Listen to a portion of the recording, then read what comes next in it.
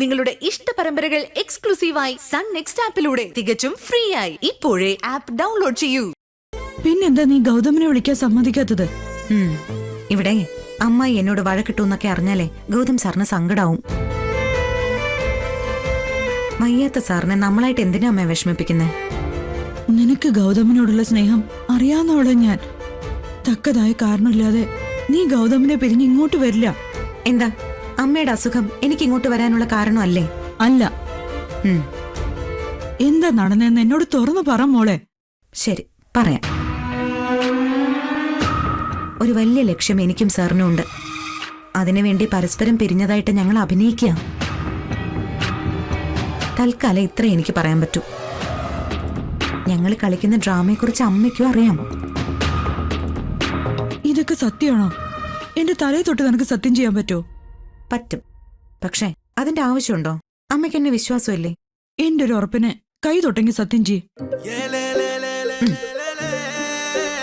ഞാനും ഗൗതം സാറും തമ്മിൽ ഒരു പ്രശ്നമില്ല. നല്ലൊരു നാളേക്ക് വേണ്ടിയുള്ള ഞങ്ങളുടെ ഇൻവെസ്റ്റ്മെന്റാ ഈ വിരഹം.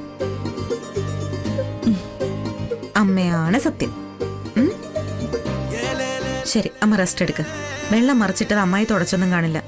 ഞാൻ തന്നെ പോയി തുടച്ചിടാം. അല്ലെങ്കിലേ നമ്മൾ ആരെങ്കിലും തന്നെ അവിടെ ഉരുണ്ട് വീഴും. ദേഷ്യം കുറച്ച് കുറയ്ക്കണം മോളെ. ഈ ദേഷ്യം ഉള്ളതുകൊണ്ടാ പിടിച്ചു നിൽക്കുന്നത്. ഇല്ലെങ്കിലേ പണ്ടേ എന്റെ കട്ടയും പടവും മടങ്ങിയന്. ആഹാ, ആശ്വാസായി. എന്റെ ചന്ദ്രയെക്കുട്ടി ഒന്ന് ചിരിച്ചല്ലോ.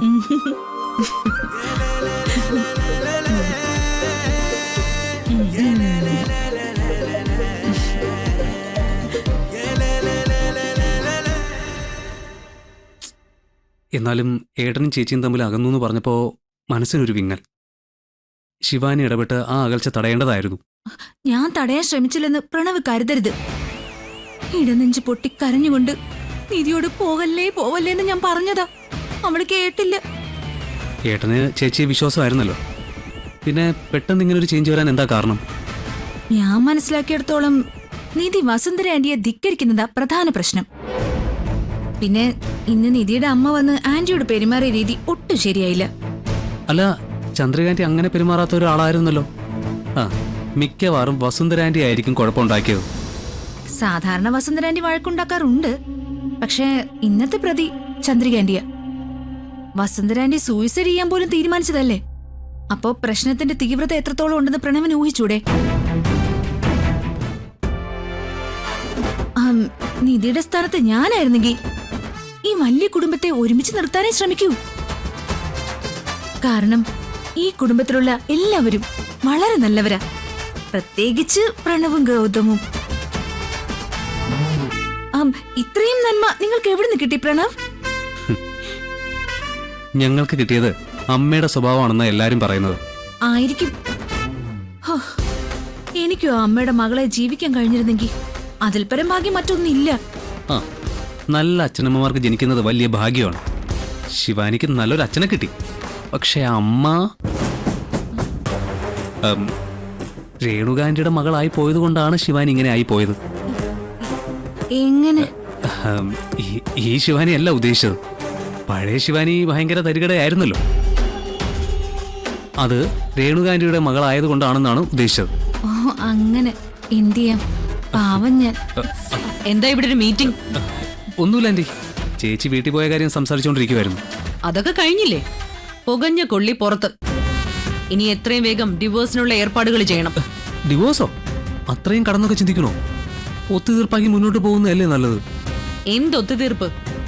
2 വർഷം വേറൊരുത്തന്റെ ഭാര്യയായിരുന്നവളെ എന്തിനാ ഗൗതമിന്? അതൊക്കെ കള്ളക്കഥയാണെന്ന് തെളിയും. ഗൗതമിനില്ലാത്ത സങ്കടം ഒന്നും നിനക്ക് വേണ്ട. അവൻ അവളെ ഉപേക്ഷിച്ചു കഴിഞ്ഞു. നല്ല തല്ലും കൊടുത്താ പറഞ്ഞു വിട്ടത്.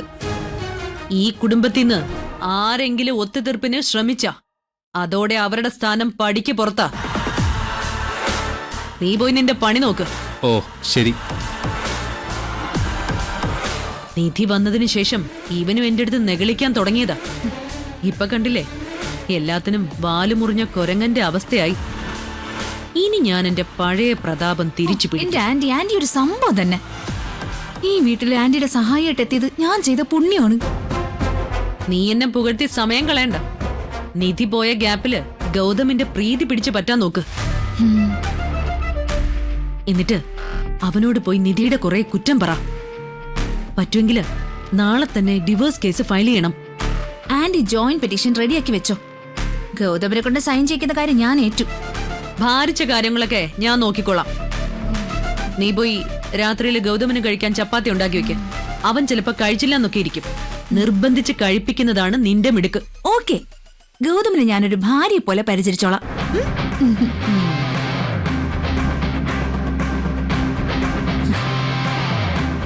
ഒരു ഭാര്യ നിനക്കുള്ളത് ഞാൻ വെച്ചിട്ടുണ്ട്.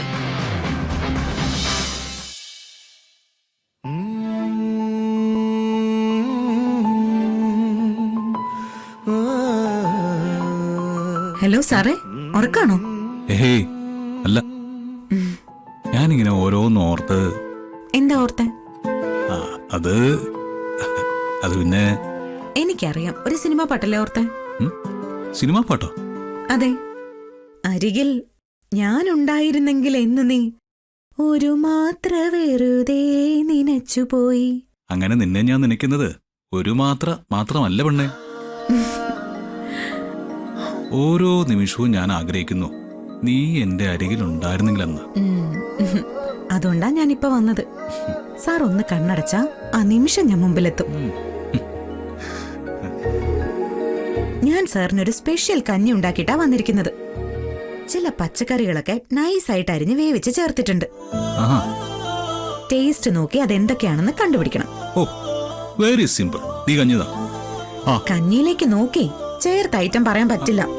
സാറ് കണ്ണടച്ചിരിക്കണം. എന്തിനാ കണ്ണടയ്ക്കുന്നത്? ഞാൻ കഞ്ഞിയിലേക്ക് നോക്കായിരുന്ന പോലെ. പറ്റില്ല. സാറേ ഒരു മഹാ കള്ളനാ. ഒളി കണ്ടിട്ട് നോക്കും. കണ്ണടച്ചേ. ശരി, അടച്ചേക്കാം. ഇനി വാ പൊളിക്ക്. ആ ആ ആ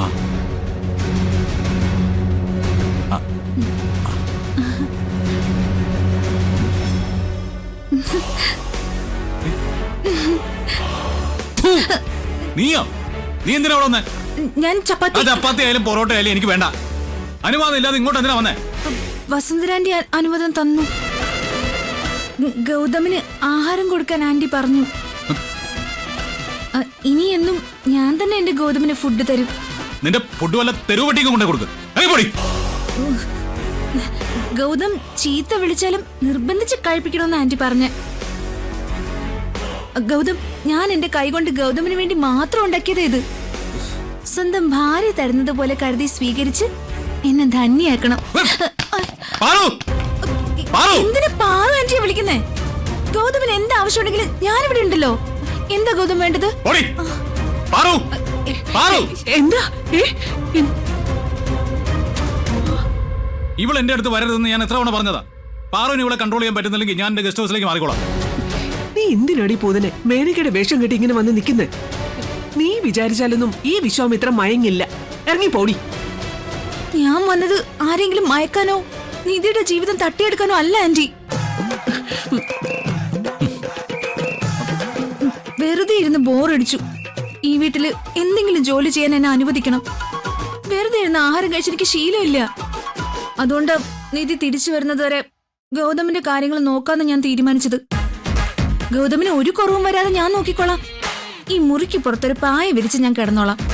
24 മണിക്കൂറും ഗൗതമിന് വേണ്ടി എന്റെ ജീവിതം ഞാൻ മാറ്റി വെച്ചോളാം ആന്റി. നിധി തിരിച്ചു വരുന്നതുവരെ ഇവന്റെ കാര്യങ്ങൾ നോക്കാൻ പെറ്റമ്മയായി ഞാനുണ്ട്. അതിന് നിന്നെ പോലെ ഒരു യക്ഷിയുടെ സഹായം ആവശ്യമില്ല.